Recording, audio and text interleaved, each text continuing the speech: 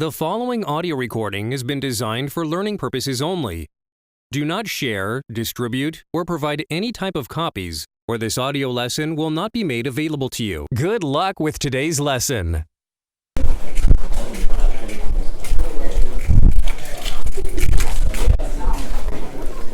when I say background means like a tennis court or a hockey arena or something like this, not just a blank black screen, okay, or a white screen, some sort of field for this. Okay, maybe badminton. I don't know if it looks much different from tennis, but let me bring up the code. So, got to add a background. This is not for this. The things in red are what's due this week. Okay, does everybody see that? Next week, the rest of this will be red. But you got to add a background, add some kind of sound to the game. Okay, and then I'm gonna doctor this up. But these are some of the potentials. One additional thing that you're going to have to add, because like I said, it's a very short fuse next week to finish off Project 2. And we're going to immediately launch into Project 3 next week, Thursday. So, okay. So, once again, cancel your Netflix, cancel your whatever. All hands on deck. Right? So, Project 3, as I went through last time, but I'll reiterate it, and I probably will reiterate it again. Project 3 presentations begin for you guys on the 10th of December. No excuses if you do not present. As usual, it's an automatic 0. And at that point, you're pretty much done in this class. Okay? Any questions? So that's going to happen there. Today is the 31st. We're going to kick into Project 4 or 3. 1, 2, 3 weeks. You'll have an entire week off here. Betas will be due on the 6th. And again, it'll be the presentation and your code.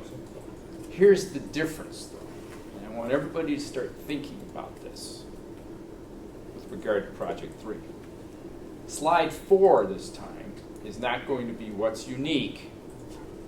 Slide 4 is going to be your contract with me that says, I promise to deliver X. I don't care what it is. 3 bad guys, 2 different scenes, all of the following. Okay? Does that make sense? So one of the first things you're going to do during your presentation, you're going to give us a status report that says, oh, by the way, I got to handle all of these things, but I couldn't get to this one. Okay? Does that make sense? You want to do software? You want to do game? Welcome to the real world. When you people put up games, what do they typically say? Here's what's going to be in this version of the code, right? Here's what's new in my game. Right? Right or wrong, you're the game players. And if you don't hit the mark, what typically happens? The company gets slammed in social media. They're ready to have an impeachment party. Right? Does that sound familiar?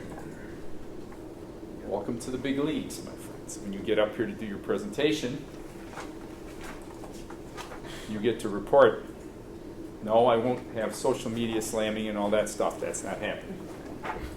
But remember, this is what you promised. Okay? You're the one that's going to make these calls as to what's going on. But we'll talk more about that, but I want everybody to start thinking about their capabilities and what they can deliver. Now, I don't want to hear or see, because you're going to send me, not next week Thursday, right, but the following week Thursday, part of that homework assignment is going to be an email. And that email is going to call out, here's what my game is about, here are my characters, here's my game map, and here's what I promise to deliver. But I don't want to hear or see, not hear, I don't want to see, well, I might get to this. Might is not an option. I will deliver the following, right? And it has to be specific. It has to be additional characters, or I don't know. Like in my case, I might have a multi-floor kind of thing. Okay, something like this. I need specifics, deliverable specifics, not generalities. Yes. So, like, say, like, we email you and say, like, okay, we're adding this, this, and this. This is what you'll see, and then between that email and our presentation, we add more. Is that okay? You can go over the top. Absolutely. Okay. That's called surprise and delight, right? Oh, okay. Right. So when you come up to do your presentation, you get a shot that says, "Oh, by the way, I not only did that, I did this too." That's fine. I mean, that's what happens in the real world, right? Oftentimes, people will put up a new version of the game, right? And the game will have some surprises in there, maybe an Easter egg or two or something like this, right? That's what we're looking at here, okay? And I'm not going to say you're going to get punished on your grade if you can't deliver everything, but what I want you to do is I need you to start thinking about, hey, here's what I'm capable of putting together, okay? And it needs to be specifics. It can't be generalities, okay?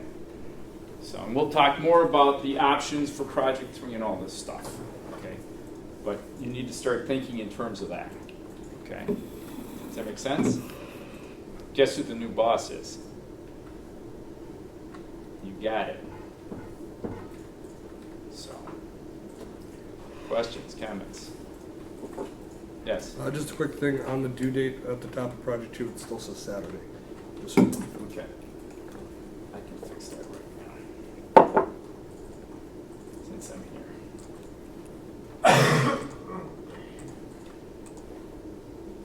Okay. Is that better? All right. Like I said, these two are by Sunday night. All right, my friends, so let's go back to this, right? And as I said, this is the one where you need to be able to have two players, modify this code so two players can play off the same keyboard on this game. This way you can invite Grandma to sit down and play a video game with you. Look what I've been doing, right? For Thanksgiving. I'm just kidding. Everybody's going, what? Grandma doesn't even know what a keyboard is. It's probably a good thing, right? I don't know. I mean, like, have you seen that one grandma who plays Skyrim? Oh, yeah. There's always an outlier. That's true. Always an outlier. All right. So let's get back down here to this thing here. Right? I just want to go through this one more time. So let's sort of put the mental picture together here. Right? While true. Okay? Let's assume this is the loop. Okay? Here's the loop. Let's step through the structure that happens as part of that loop and every time through it. In other words, the first thing that happens, we check.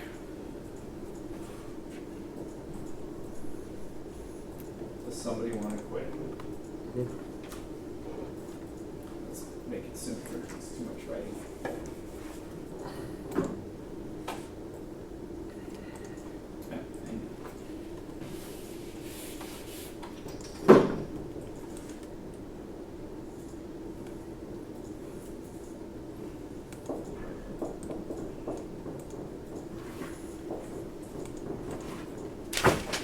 What's the next thing that happens? It sees if a key is down. Okay. Pressed.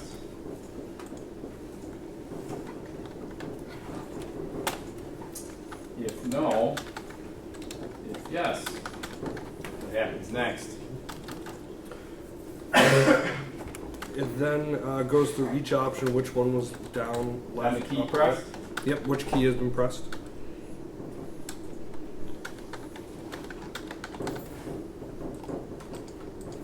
Key.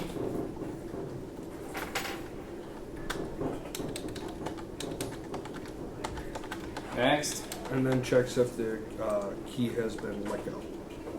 Key press.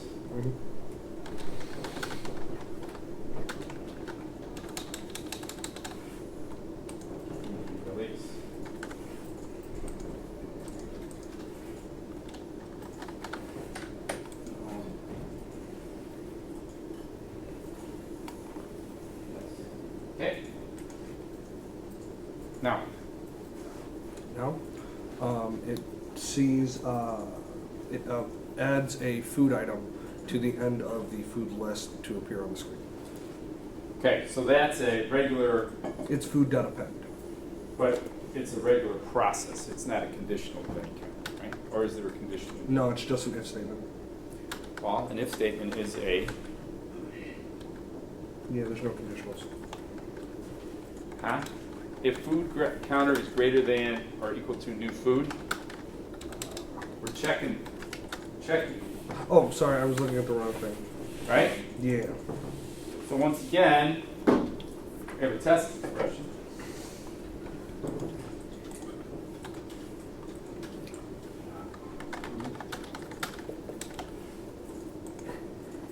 Right? Mm. So no. So no. Is it no, yes? New food for kind of 0 append. So, trying to think of, well, we can always adjust the arrows if needed. Then what?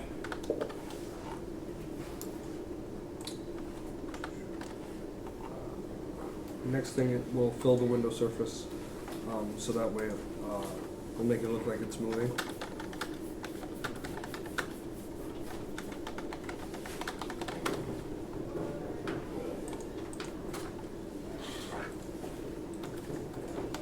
Okay, then what? Okay. Then there's the list for the moving the player. So it'll take the player top and do the move speed. Adjust. Mm-hmm. So is it conditional? So what is it? Yeah, it's if greater than 0. And that's for each side, top, bottom, left, and right. Adjust the location. Mm-hmm.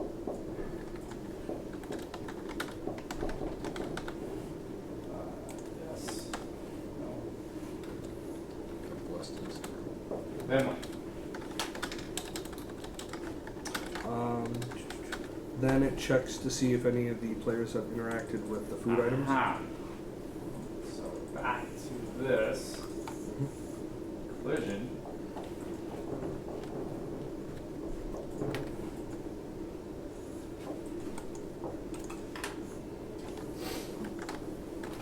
If yes, it makes the one disappear and deletes it.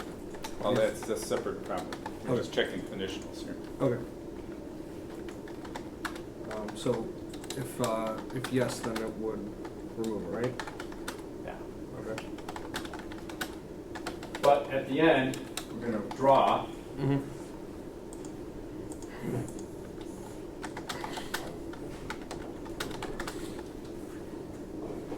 Draw a screen. And then what? It will then draw the food. Mm-hmm.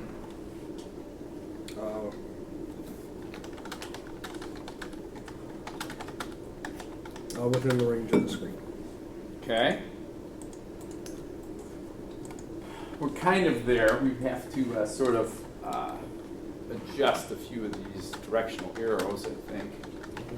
We might be in the wrong, either moving down the no path or moving down the yes path in each one of these cases. But some version of this, some closely related version of this is what's actually transpiring in the code. Does that make sense? That's our game loop. Over and over and over and over again. Right? And in each one of these scenarios, there's sub-processing that's happening. Does that make sense? Sub-processing that's happening at each point. Questions?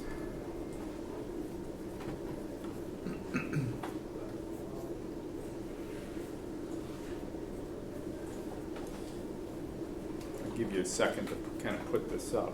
I write this guy down.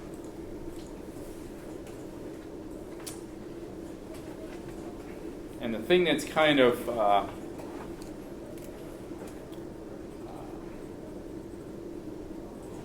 interesting.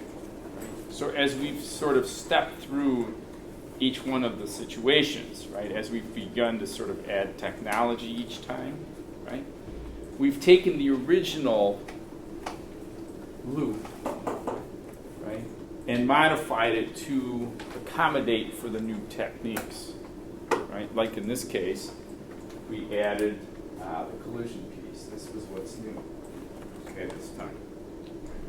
Does that make sense? And we're going to continue to do that here momentarily. Somebody want to tell me how the collision works?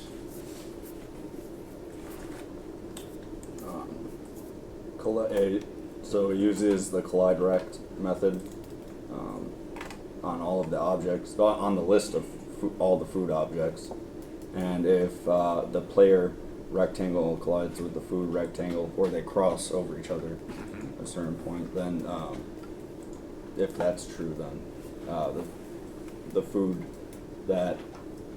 item that got crossed over will be removed from the list. It will be removed from the list, right? So we're comparing each and every time through the loop, the current location of the black box in comparison to the food items, which have been built in random spots, right? Randomly, the top and left values have been generated randomly, and every time through that loop, we'll grab the next one, compare it to the location of the black box. If they are overlapping, right, what happens? If this comes back as true, it's going to remove that food, whichever that box is that's currently there, from the structure, right?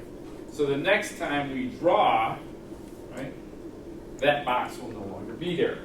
We've actually deleted it from that list structure. Right?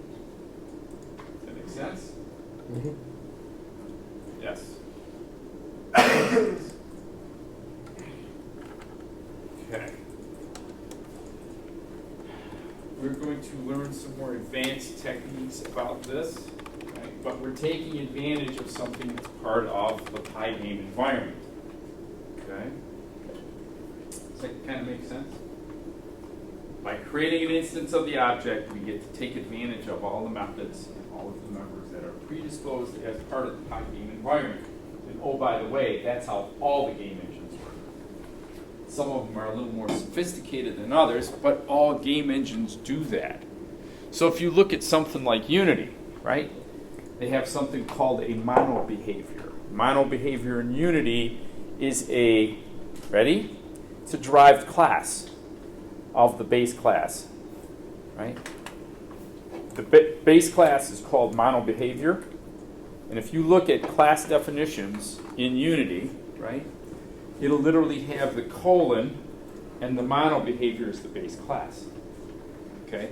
And not only that, when you create an object, a mono behavior, a derived class in Unity, it comes with three methods. One called start, one called update, and one called dot.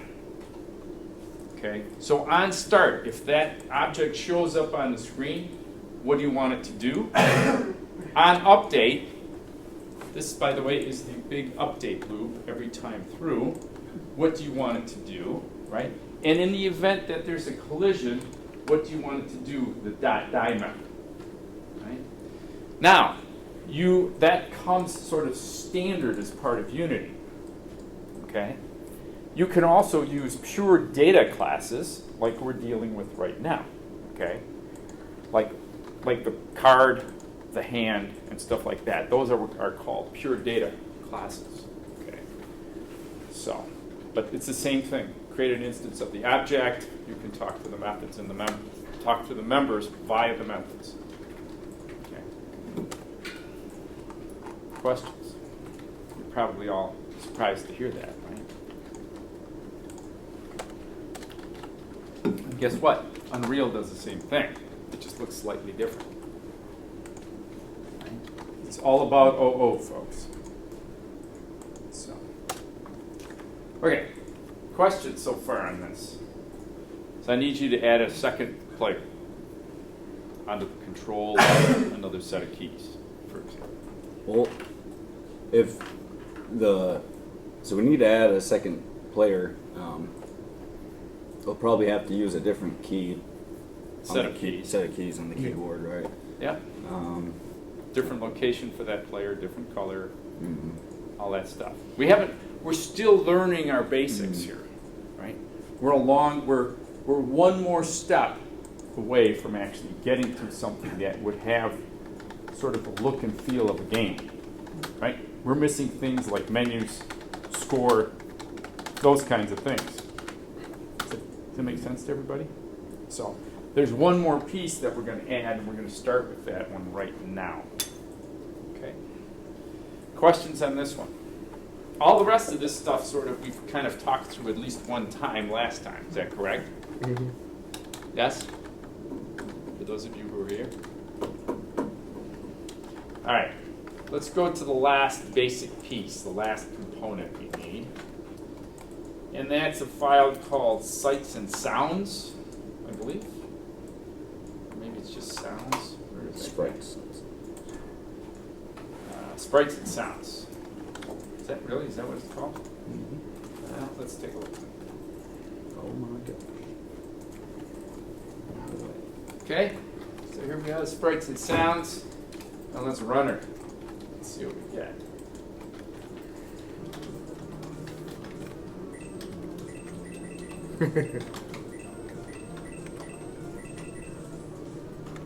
So what do you see happening here?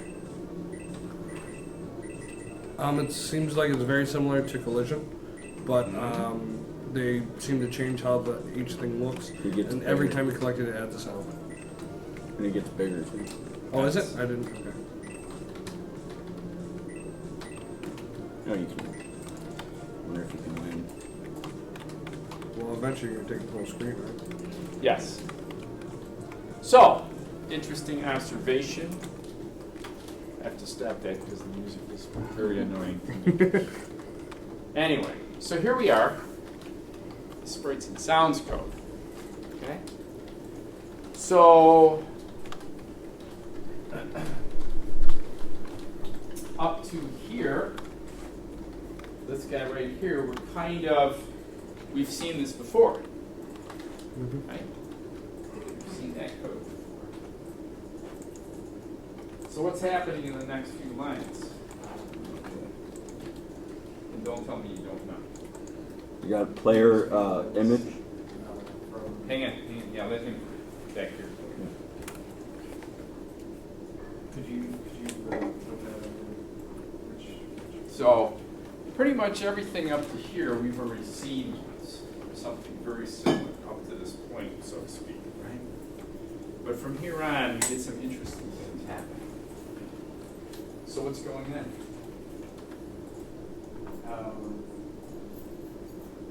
it's loading an image? Okay. I mean, the first line is, and then it's transforming the image to a certain scale. Presumably to completely cover the window surface. And then it starts loading the food, but it's loading the food and it's setting like the food to an image, or it's setting an image to the food. So let's stop there for a second. A lot of hand waving going on that. Right? So let's go out, go to Pygame, and start looking at some of this stuff. And we'll come back.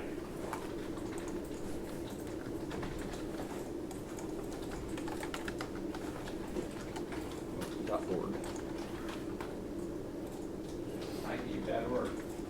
Best friend. Your continued best friend.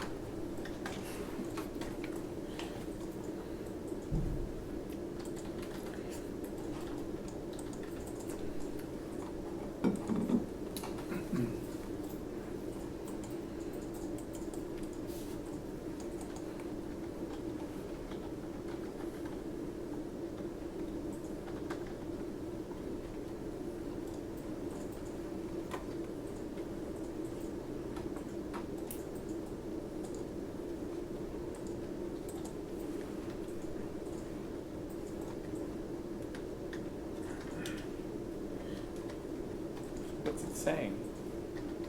Go ahead. So, image.load or pygame.image.load is loading an image from the file source.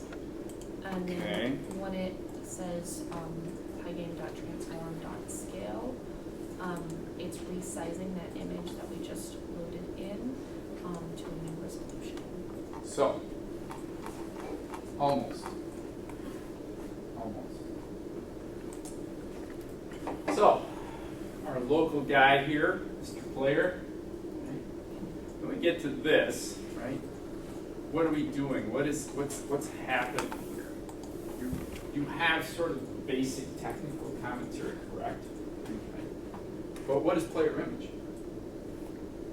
It's, well, it's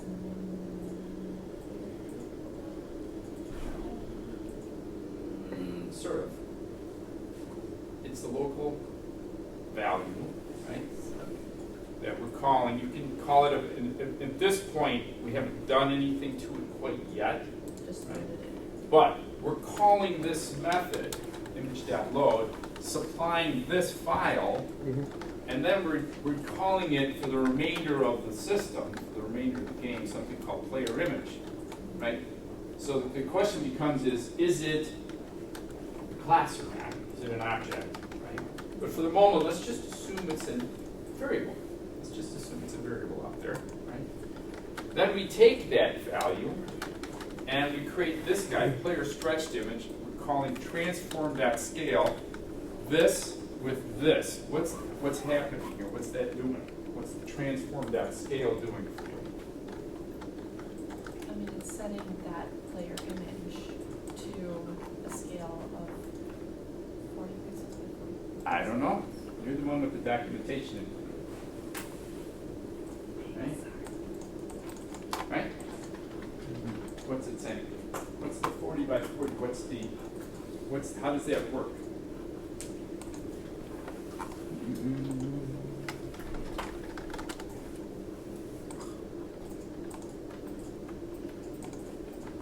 Too many requests. Too many requests. We broke Yeah, Pygame. here. Getting errors? Just Pygame sometimes with you. Nah, no. I Thanks. don't quite understand what's happening there, but let's just It's one IP address. yeah, it's probably not even the whole one. So player stretched image, we've created another variable, but it's for local use. Right? It's local use. Does that make sense? It only works in this code. While this code is executing, it's player image, not player stretched image, right? We're calling the transform.scale method. We're sending it this player image value, and then we're saying, let's make the assumption it's 40 pixels by 40 pixels. Go out and take a look at the player.png, or the player.png file. Just double click it. It's in that directory with all the rest of the code and required files.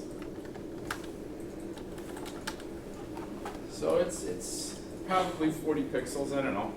But we're resizing it. Okay, we're setting a standard for that particular item. That makes sense? 40 by 40. And then we're going to do the same thing with the food. We're going to create a food image. Okay. Cherry.png. What's a PNG?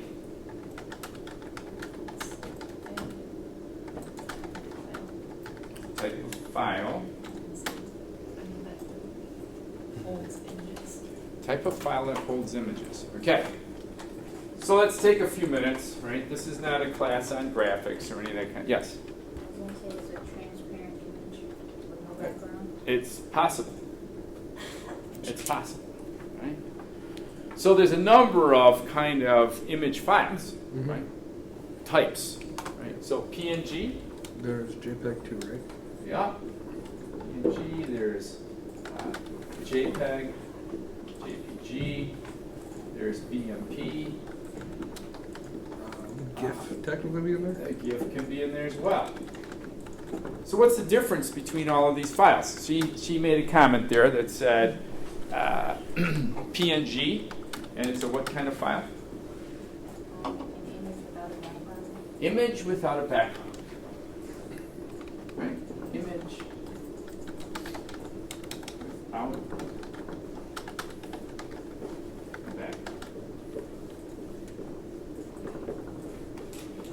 Okay. What does that mean? So for, let's say in the game, if you bring your image up, it won't cover with like a white screen, so that way it can look like it's in the game. Okay, is that what's happening here? Did you open up the file? All right, so here we are, player.png. I will click it and go. Sooner or later. Does that have no background in it? No, it looks like the feet do, but yeah. Appears to be some background in there, maybe, maybe Yes. not. We don't know, right? How about the next one, .jpg? What's a .jpeg file, JPG file? What's the definition of that guy?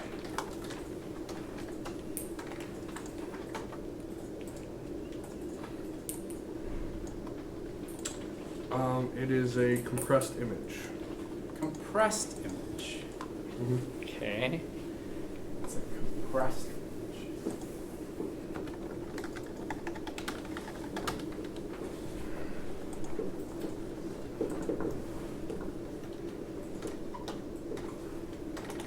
BMP.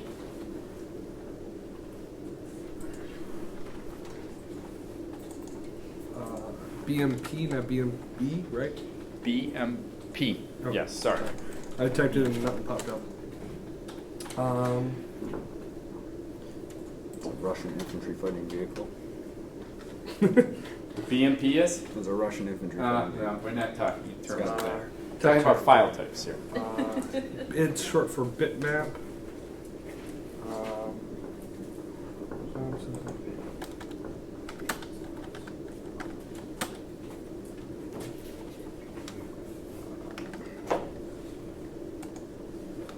Right, there's a few things that go along with that. Yeah. How about a GIF? It's a moving image. It's a moving image? Or it's an image that can be moved? This is you guys' world here. Come on. It's a bitmap as well. Also a bitmap? Anything else? It's just, it says it's an animated image. Bitmap animated. It supports up to Okay. 8 bits per pixel. for each Okay. All right. Now, here's the big question. What image file types does Hiking support?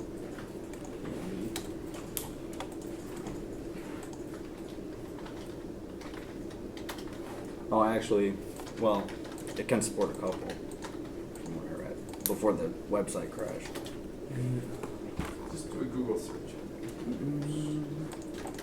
Image file types, Hiking support. It should bring you to a list. A lot, all of them. But non-animated GIFs. Okay. Yeah. It'll support all of those and more. Mm-hmm. Remember, Pygene's been around a long time. All right. Really? Oh, God. That's driving me nuts. So, we have the JPG, etc. So, if you were to rate these from largest to smallest, right, this list would look a little bit different, but essentially these two are kind of small from a file size. So the smaller the file size, the less information, the less that you have the ability to impact things. Does that make sense? The less storage it takes up. Less storage, the faster things happen, right? She is right, from the fact that there's no background data on this, right? It's somewhat transparent, okay, the black that you see on the screen, okay? Does that make sense? Yeah. So, depending on how much information you need, right, will dictate what kind of image you want to have, right? And since we're doing really simple stuff right now, PNG is perfect, right? We don't have the player walking back and forth or any of that kind of stuff, right? The only thing we have is that the image is getting sized over time, right? So we can stretch that pretty simply by doing a PNG, right?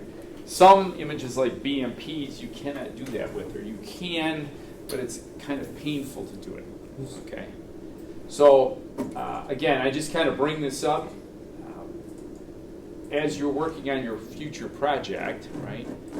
Which happens to be only Pygameable, right? I don't want any extra software. I only want Python and Pygames, nothing else. Is that clear to everybody?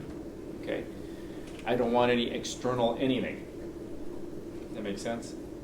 Because remember, you have to get up here and explain what the heck is happening. And I don't want to have to take a tour into some other software packages. Is that clear? So, yes. So we use like other photos, right? Oh, well, this is what I was going to say. As you begin to work on your next project, on Project 3, right? Project 2 is just a real simple, let's understand more about Pygames, right? But Project 3, you're going to be bringing in all kinds of things.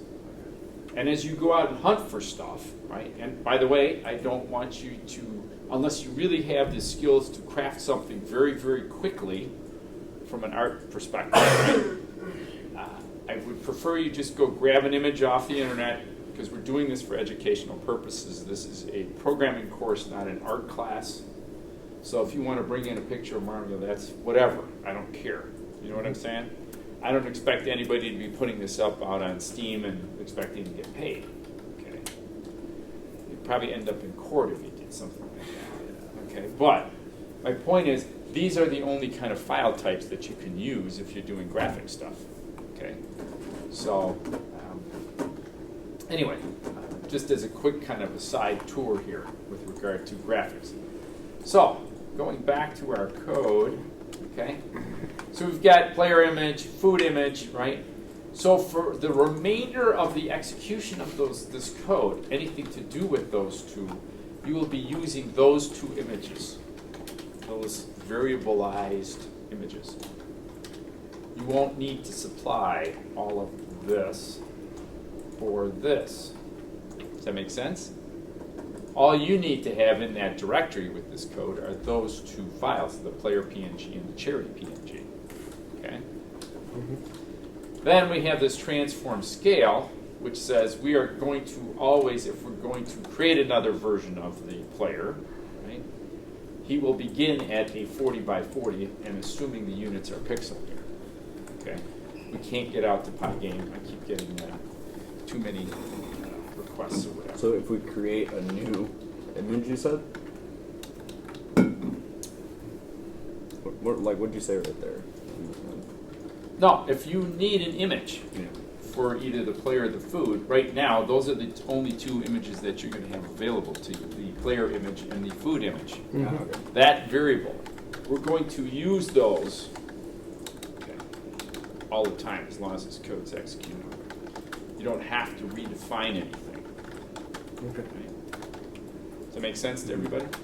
If we wanted to introduce another one, we could do the same thing, call it X image. Okay. Find another graphic and bring it in. Does that make sense? We're sizing our player, our food, everything is pretty good. All right? So that brings me to my next topic. What are we doing with these images, right? Well, I'll be honest with you. What we are doing is called the blit. Okay? And our blit is right here. So we're saying, I want to blit the player stretched image onto player. What is player? It's a rectangle. It's a rectangle, right? I'm using a bad version of a rectangle, but it's a rectangle, okay? And what a blit does is it takes the image and sticks it on top of the rectangle. We're gluing it to the rectangle, okay? That make sense? So now, let's think about what's happening. we've got this player image that's stuck onto that rectangle. We were already able to move the rectangle, correct? Now what we did is we put this player image on top. So now it's going to appear when we hit the arrow keys or the WASD keys, the player is going to be moving around that player image. You won't see the rectangle, you'll see that player image. Actually, it's going to be the resized one, okay? Because we're going to resize it going through the loop. The reason I put this guy up. That makes sense? So that's the process that's going on. In the case of the food, right, the green boxes, in the case of the green box, we are going to stick what on where? We are going to stick the food image on top of food. Remember before, food was this green box. Now we're taking that cherry image and going, here you go. I'm sticking that right on top. Does that make sense? We're not resizing anything. Once we create it, we set it up at a certain size, okay? And so now, when you see the green, you don't see the green boxes appearing anymore. You see what appearing? The cherries. Does that make sense? So we're blitting in both cases. In the real world, we don't do a whole lot of blitting anymore, right? Blitting is primarily used in the cases of text. We do a text blit because everything else in most of the games, right, is very, very highly detailed stuff. Okay? So we don't, for example, redraw an entire scene like we're doing here. Drop the curtain, draw the scene, drop the curtain, draw the scene, as we know, every time through the loop. Okay? We actually do point-to-point recreation, and it's sectional. So anything that's local that changes in the scene, that's what gets recreated each time. Okay? Does that make sense? I assume that stays on space for... Space and time. So anything that Because the of player's looking at is loaded. Pretty much the focus of the camera, yeah. You may not know this, but you know the game Doom? Was that Yes. what was revolutionary about it? Was something similar to that Yes. idea, where it was only programming Yes, stuff you yes. saw? Yes. It looked at where your camera was focused. So. And there's a whole sort of little sort of scientific piece involved with that. Okay. That was actually a research project for somebody. That whole graphics thing, that was actually sponsored by that, at that time it was Texas Instruments that sponsored that work. That was pretty cool stuff at the time, pretty revolutionary. Yeah, I heard it was huge. Yeah. All right, so let's go back now. So we've created our graphics, we've got our images, we know how to stick them on, right? Is everybody with me so far? So we're going to do the left-right business like before, okay? We're going to build our original list of 20 foods down here, okay? Just like before. Remember, we haven't done anything yet to attach the food image or the player image. That doesn't happen until way down here. And every time through, we're moving the rectangle or we have a new food, that blit happens. Okay? Okay? So, let's go to the next new piece that's out here. And that's this guy here. So I want you to go out and I want you to look at the pygame.mixer methods. This is the sound component. How do you get sound?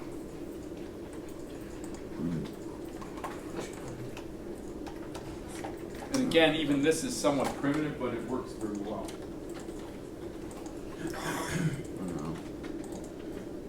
There we go. What do you get with the mixer?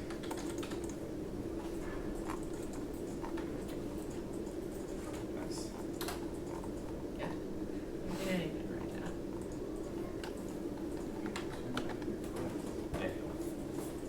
now. I know some of you haven't. So whoever can get to the mixer in pygame.org,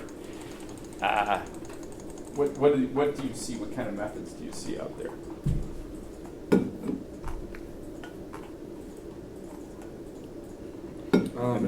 It says set frequencies, a size, channels, buffers. Yeah, you can do all kinds of cool stuff as if you were dealing with the mixing console.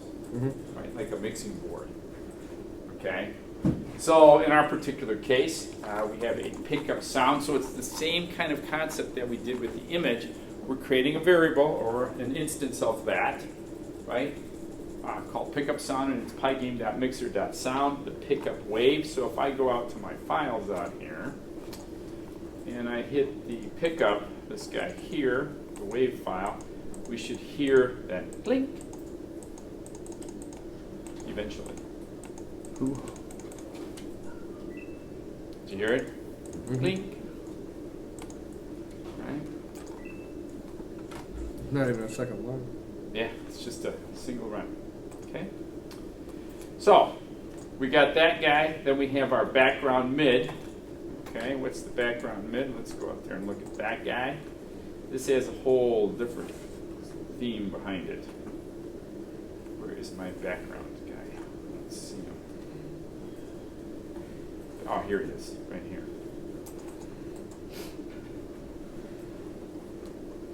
5K, let's use a Windows Media Player. Oh. Not even installed.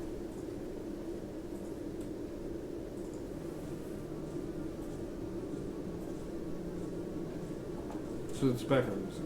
It's the background music, the annoying background music. Mm-hmm. All right, so here's a couple of file types again. So sort of what are the typical sound file types? WAV, MP3, So we got WAV. FLAC, What was the other one? MP3, MP3. OGG. Or what? OGG. RGU, you said? No. OGG. Oh yeah, OGG, exactly. There's a mid. What else? FLAC, M4A, MIDI? Yeah, that's this guy here. Okay, sorry. You said what, FLAC? FL, free lossless audio codec. Like that or C? C. The common ones are this is kind of old, this is old. Kind of current would be this guy and the top one. So let's talk a little bit about what this means, what each one of these mean. So in the case of the top one, what's the top one telling you?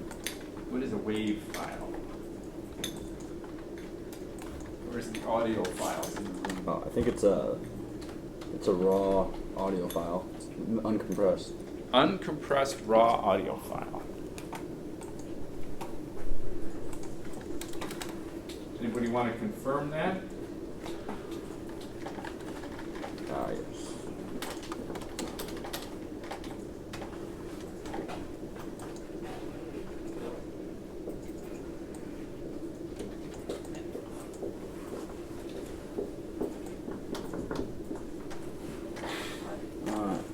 It is the main format used on Microsoft Windows systems for raw and typically uncompressed audio.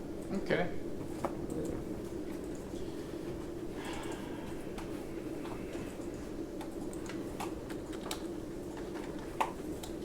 Okay. We'll talk about that in a second. What is an MP3 file? Is an audio file that uses a compression element. So it's compressed audio. Hmm?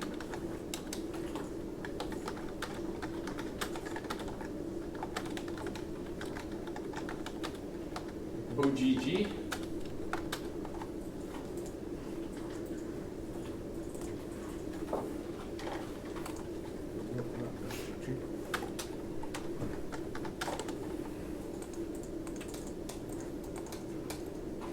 It's an OGG.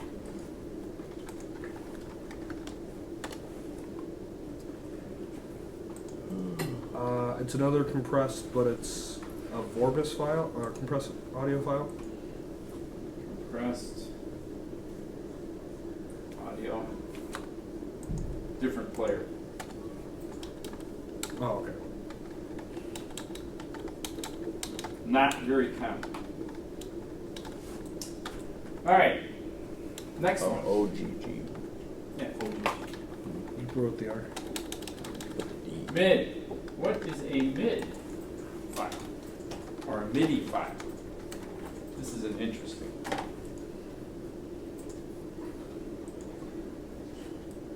Okay. It's a music. It's a audio file that contains music data such as what notes are played, when they are played, or how long music each data. note is held. File that does not contain sound.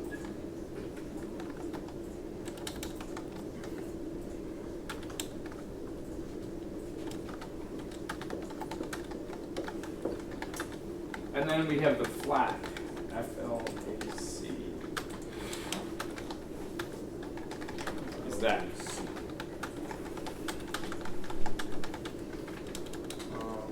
It is a free lossless audio codec file.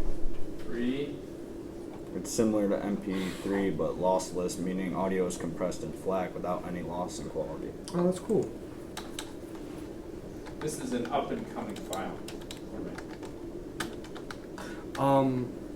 In when I was looking up MP3, it says that it's irreversible. Would FLAC be reversible again? Well, we're going to talk about that in 1 second. Okay. All right, so let's talk in terms of what these look like. Okay, so of these, this guy here and this guy here are quite large files. If you look at the same song in 2 different formats, right? We have some converters out there that will take you, for example, from MP3 to WAV. Really? Okay, or for example, MP3 to FLAC. Okay, the big complaint, right, with this guy, right, is that these guys do this.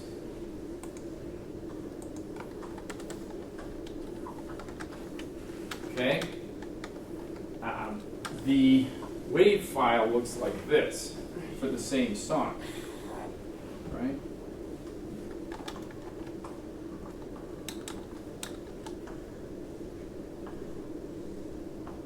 So all of this stuff here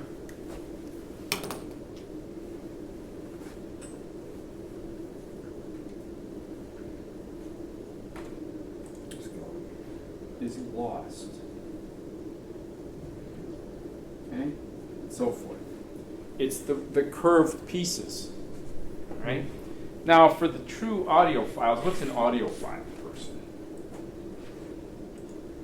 Somebody who's like really into sound. Very into sound, very into music itself. Okay? And if you talk to an audiophile and tell them that you want to play some music, the first thing they're going to say is, I want to hear it on vinyl.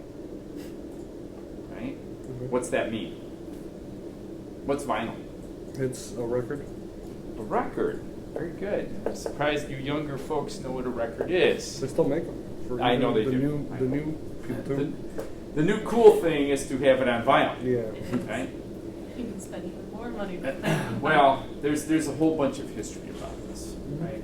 But, so, if you're going here, right, you're going to get all of that extra sound. What is that extra information that you're getting in WAV 5? Typically. It's white noise. What's white noise? Just static sound. It has a little bit of a static sound. It gives you some depth to the music, right? Now, that's not to say you can't get depth in an MP3 file, right? Part of the encryption, the compression algorithm, adds a little bit of that kind of stuff to it, okay? But people who listen to both versions of a song claim that on vinyl or something like that, like a regular WAV file, right, you get this extra sort of depth to it. They can hear the difference. Your ear is sensitive enough to hear the difference. I find that hard to believe. I'm not an audiophile, okay? I'm all about being able to put 10,000 songs on a little drive and I'm good, okay? But this is a very serious issue here. So let me explain the historical phenomenon now, all right? So back a long time ago, back in the Stone Age, right, back when I was coming up through the CS department, there was this huge harangue. People used to claim they could take vinyl, if we could take vinyl or WAV files, convert it to MIDI, because MIDI is actually a music data file. It does not contain sound. It contains digital notes. Those digital notes then, in turn, are played by a sound module. Okay? So, I'll give you the analogy. I'm a piano player. I'm sitting at the keyboard of the piano. I'm looking at the sheet music. Right? That's the data, music data. And I'm playing the song for you. I'm able to convert it, translate it into sound through the piano. Does that make sense? So the music would be the actual file itself that you're reading, and then you would be the. I would be the sound module. Okay. Okay. So here was the big discussion, and everybody was just going crazy about this. Right? It was the idea that if you were able to take a WAV file, convert it into MIDI, you would be able to replicate things, right? So you would be able to. So if were able to get a version of, let's say, and again I'm showing my age here, but like a version of a song by the Beatles or something like this, right? If you could convert that into MIDI, ultimately you could do what? You could replicate the Beatles if you could do it accurately enough, right? Take the wave, the analog signal, translate it into music data, and then be able to replicate the Beatles. So the big thing was, and here's the problem, it wasn't could you do that? Sure you could do that. Now, the question is, could you write songs like the Beatles? Create new music based upon that information, right? So if you were to take 100 Beatles songs, convert it into MIDI, And see what the similarities were? see what is exactly happening there, you could become the Beatles. This was a huge discussion, right? People were actually like doing this for research projects. Yeah, I think they created like a couple programs that write music and stuff, right? They did, okay, but it quickly became apparent that just like trying to take Mozart or Bach or Beethoven or one of the classical, Or Chopin. well, one of these great classical composers that you could turn around and say, okay, if I could take that sound, if I had a recording of that, I could convert it into MIDI, I could become Bach, Beethoven, Mozart, Chopin, whatever. Right? Does that make sense? If I had enough historical information, I could write a song just like them and make the song sound like them. Of course, that failed miserably, right? Because there was so much missing information, even in the analog, to convert that into a good MIDI file. It was the conversion part that got crazy, right? You were into split-second things that you were able to sort of choreograph into a MIDI file. Right? Now, MIDI is still around. It's a very cool thing if you ever get a chance to fool around with MIDI or look at the data.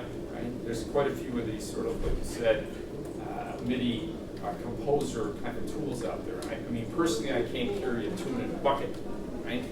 But this was a huge deal. And you have to think about that, like 90s, 80s era, people were really trying to do this stuff, right? I mean, like literally, and I'm using, probably out of date people, like, but you could, like some famous group, pick a famous group, any famous group that you could get, or individuals, whatever, you could get their music, you could translate it, if you could do it accurately enough, you could become that person, right?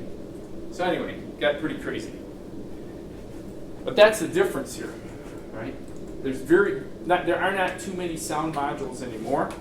The ones that are on board your computer are actually pretty good, right? The sound modules on there. Back in the Stone Age, right, people were going out buying sound modules specifically for their computers. It was all MIDI cable connectors and all this. I mean, you had these people with these miniature recording studios at their houses, right? They'd gone out and spent thousands of dollars on these sound modules. It was very interesting. But, I mean, the ultimate point, though, I guess, was the ability to take and write code that would translate it that accurately from one format to the other. Okay. So this has its own sort of audio file, right? Most machines are able to do WAV, MP3, MIDI because they have a sound module on board the system, right? The newest sort of player in this space is this thing called FLAC, right? The lossless compression, right? Meaning it's very close from that being like this, but being like an analog signal. It actually injects white noise into the file, okay? And it's free. It's very cool if you get, like I said, if you are interested in sound. This is still somewhat of a problem out there that people are dealing with, but it's in a different grouping now, right? People are using it more in terms of helping people who have issues with hearing, right? The ability to take sound right around you and translate that into a digital signal that you can in turn then plug into somebody so that they can actually hear. Does that make sense? Yes. The wave format is huge because obviously it's not compressed at all. So the thing is, FLAC is smaller. It's just not as small as MP3. So you can think about FLAC in the same terms with regard to things like zip. Okay. Right? Zip has its own compression algorithm that puts stuff in it, and it does what's called lossless. So it converts certain sounds into a standard character. Okay. Where over here, in this, right, when you convert it into an MP3 file from this to this, it literally ripped stuff out. You were losing information. But again, you know, a tone deaf fellow like myself, I was just happy to be able to have the music, right? So seriously, I mean, it was very cool back then. Fun stuff to be into. It was like writing cross compilers and stuff. People were really interested in these problems. But the part that, just one last piece about that, the people that were really interested in this were the people who were studying pattern recognition. Because they figured they could come up with a pattern that would be the Beatles. And they'd say, okay, I'm going to make Mary Had a Little Lamb sound like the Beatles. And they could take that pattern and build it, right? It does sound like a cool idea, though. It's a cool idea, but it's sort of like, I don't know, standardizing something again, Not right? genuine anymore. Yeah, well, optimization does not typically fit in the real world. Does everybody, it's probably too early to have this talk, but we will at some point this semester talk about optimization. All right, questions, thoughts? That's a little long-winded version of sound files. And as you'll notice here, right, we have MID and WAV. We have both, like the smallest package and the largest package, right? If you look at the file size for that WAV file, this is 7K for the background song, and that coin by itself, where's the coin sound? The pickup sound is 9K for that little ding. That's a good quality sound. Well, again, you know. Anyway. So, Didn't you hear it? that's that. And the thing is, the music play, if you look up the ability to actually make the sound happen, right? It's -1, 0.0. So the -1 means something and the 0.0 means something. So I suggest you go out and take a look at that.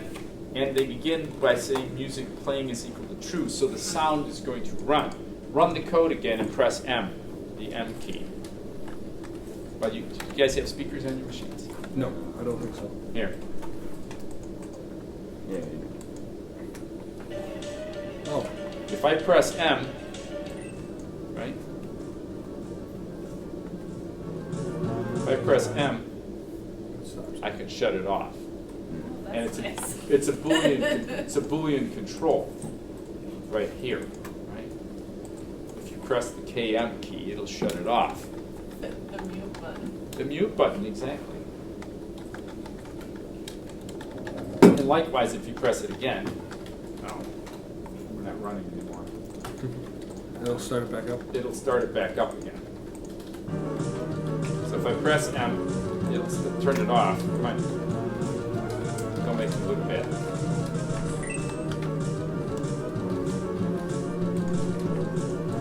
I'm not doing right here. Did you add anything to the code by accident? Man, I may that have. song is awful. I think you. I think I put an M in there. Yeah. Sure that song is from the Boom Mansion in the Super Mario universe. That's possible. Because I remember hearing that exact same tune so many times in those games. Probably so. Not working. Did something to the code. Try Control Z. No, it's got to be an M. I think you got rid of. No, I was gonna say if you Right. control. Oh, I got rid of the condition. Yeah. I got rid of the condition. Oops. Try counting. KX, KM. Oh, I got rid of the KM. That's why. So we need to put in that condition. So, and you know, notice everything is still a what? Event. We're checking it based upon what? Event. True or false? Events. And that key equals K underscore M. Right? Something happens. Yes, it continues to play. Well, that's part of the play function that's out there. If you go out and look up at the play method, that's what some of these arguments might talk to.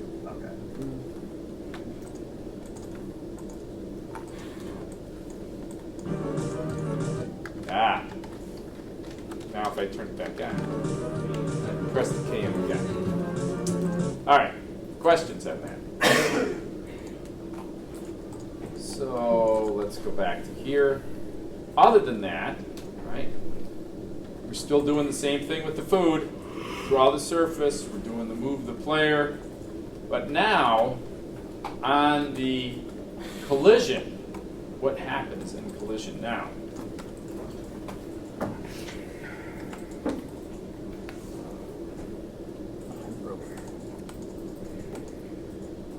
What happens in the collide wreck piece now?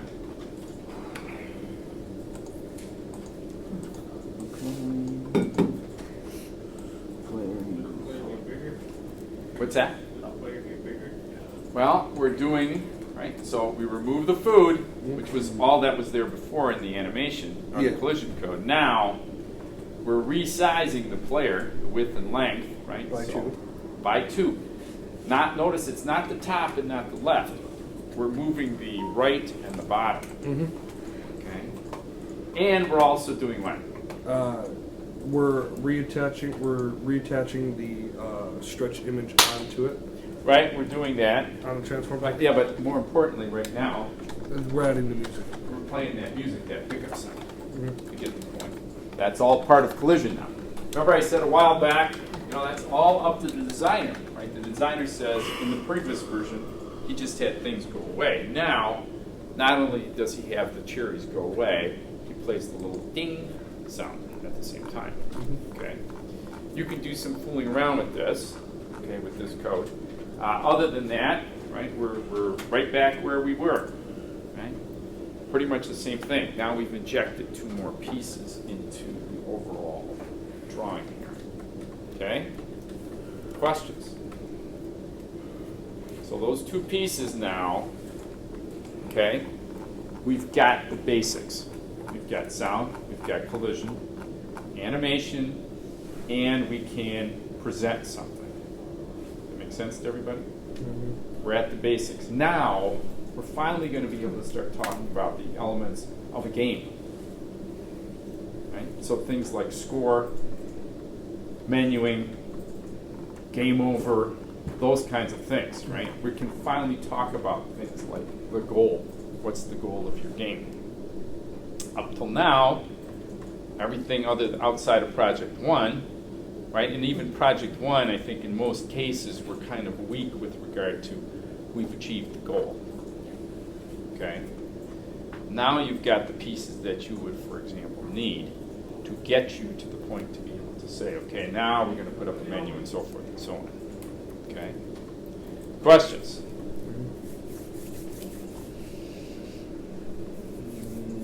I feel like you can make snake out of that pretty easily. Oh, you can do a lot of things with this. You can make a lot of things out of this, right? But you're still missing the game part, right? How do you accumulate score of some kind, right? And even if it's just a clock that keeps running as long as you're alive, right? And some sort of menu, right? Every game that you guys play has some sort of menu out there that, if nothing else, says press the X key if you'd like to play. And then a little message that says, oh, by the way, you've achieved the goal.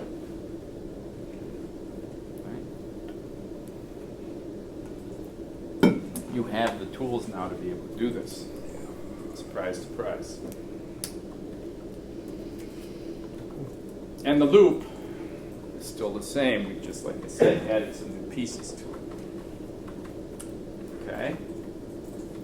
I'm going to stop here for today. You've got your 2 assignments, right?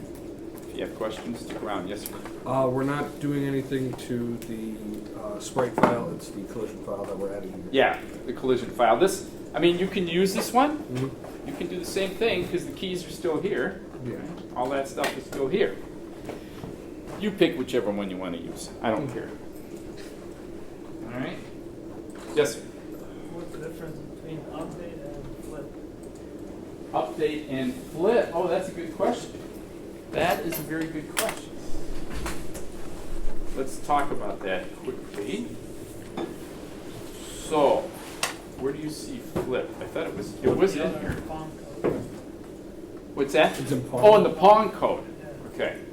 So, in the case of the Pong code, let's go there. It's in the Pong code. Did I download Pong code? You didn't show it today, so you might. All right, so let me download it.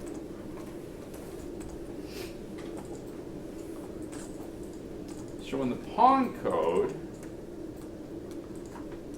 If you go out and look up the flip and dot update, but let's go here. Okay. And the flip is at the bottom, correct? Yes. Yeah, right Display here. dot flip. What do you think it does?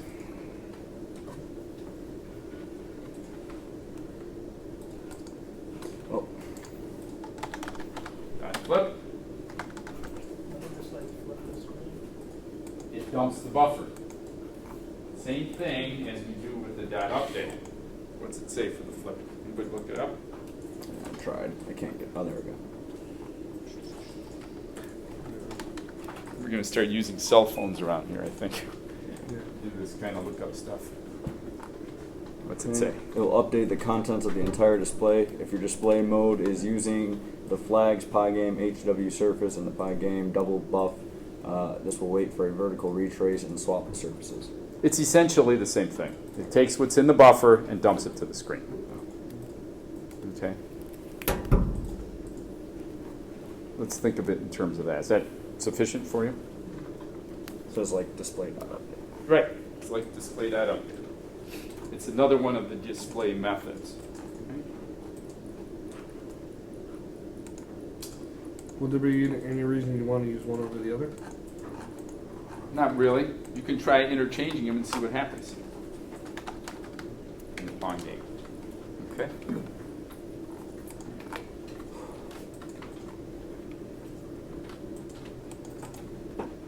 At least I know none of you will be getting in trouble over the next few days. You'll be too busy. All right. If you have questions, stick around. Other than that, have a nice Halloween, everybody. Don't eat too much candy. Good luck with today's lesson.